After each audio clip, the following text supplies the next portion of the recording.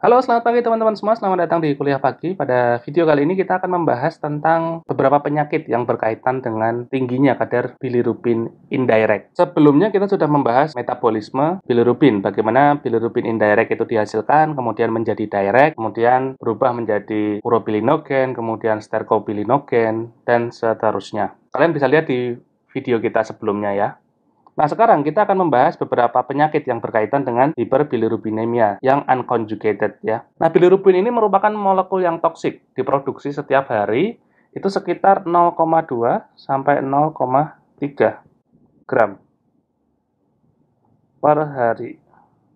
Nah, ini merupakan proses yang dihasilkan melalui pemecahan eritrosit ya. Sebelumnya sudah kita bahas. Kita akan melanjutkan ke slide berikutnya. Ada 3 istilah yang harus kita pahami sebelum masuk ke pembicaraan inti dari materi ini, yaitu istilah dari hiperbilirubinemia, kemudian jaundice, dan icterus. Nah, hiperbilirubinemia artinya kadar bilirubin dalam darah lebih dari normal. Normalnya berapa nanti akan kita bahas ya, mulai dari yang total, direct, dan juga indirect. Nah, kemudian untuk jaundice. Jaundice ini apa? Jaundice ini adalah warna kuning ya. Ada di kulit, ada di mukosa, kemudian ada di intersisial ya, cairan intersisial. Nah, warna kuning ini disebabkan oleh tingginya kadar bilirubin dalam darah. Nah, perlu diingat bahwa ketika kadar bilirubin itu tinggi di dalam darah, itu tidak selalu menjadi jaundice. Nah, kemudian untuk ikterik ini apa? Ikterik ini sebetulnya sama dengan jaundice, tapi dia khusus untuk istilah kuning pada sklera. Ya, jadi sklera kita yang warnanya putih itu, mata, itu kalau dia berubah menjadi kuning akibat dari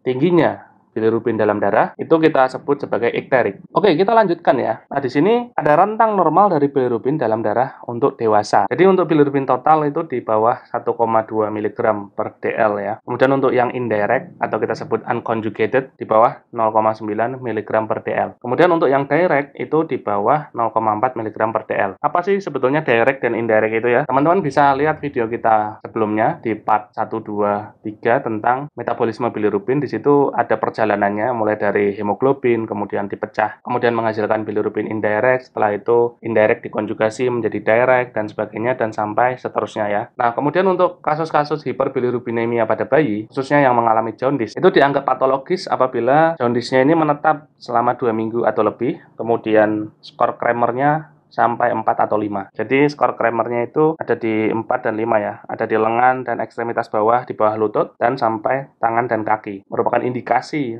untuk kita melakukan fototerapi ya. Katakanlah belum sampai lebih dari 2 minggu, tapi Kramernya sudah 4 atau 5, itu sudah indikasi untuk fototerapi.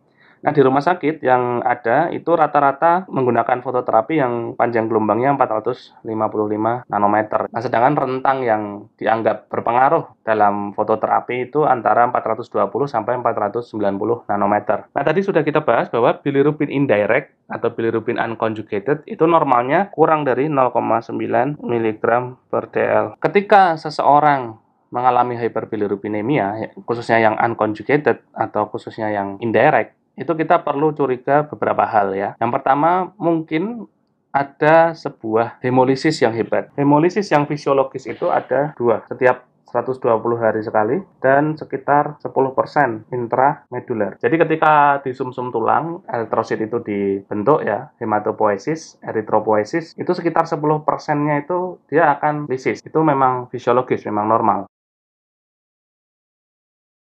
Ada beberapa masalah genetik yang berkaitan dengan unconjugated hyperbilirubinemia. Kita pernah dengar salah satunya adalah Gilbert syndrome. Kemudian ada lagi yang disebut sebagai Crigel-Najjar syndrome. Nah, untuk Gilbert syndrome ini, masalahnya itu adalah ada pada gen yang berkaitan dengan glucuronyl transferase. Jadi, ekspresi dari gen ini itu tidak maksimal, tidak baik. Jadi, seseorang itu mengalami undersupply dari glucuronyl transferase. Padahal kita tahu bahwa glucuronyl transferase ini enzim yang ada di hepatosit yang berfungsi untuk mengkonjugasi bilirubin indirect. Kalau tidak ada enzim ini, tidak bisa terjadi konjugasi. Nah, oleh karena itu, orang-orang dengan Gilbert syndrome itu mengalami masalah konjugasi. Jadi ada mutasi dari gen ini sehingga ekspresinya itu rendah. Jadi undersupply, tidak cukup enzimnya. Jadi ini dialami sekitar 2-7% orang. Tapi apakah ini menjadi suatu masalah? Ini tidak ya. Karena ini tidak berbahaya walaupun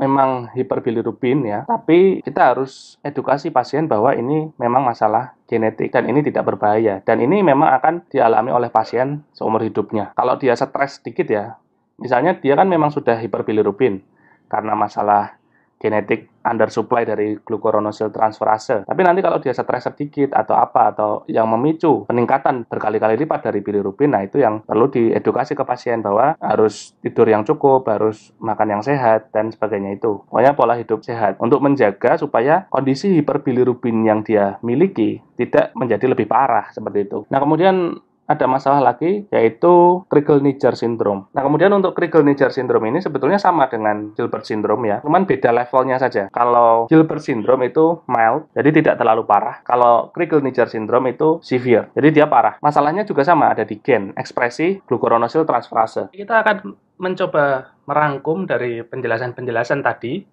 Jadi, patofisiologinya bagaimana sih? Untuk etiologinya kan tadi ada yang pertama anemia hemolitik ya. Nah, anemia hemolitik ini tentu yang tingkat keparahannya mungkin severe ya, sehingga hepar itu over limit. Sebetulnya kan tadi sudah dijelaskan bahwa hemolisis itu kan ada dua, fisiologis dan patologis. Untuk yang fisiologis itu ada sirkulasi 120 hari mati berganti seperti itu. Kemudian ada yang 10% lisis intermedular. Jadi lisis di sumsum tulang terbentuk setelah diproduksi, kemudian dia lisis. Itu sekitar 10%, itu masih fisiologis. Nah, yang patologis apa? Yang patologis contoh pada kasus anemia hemolitik yang berat.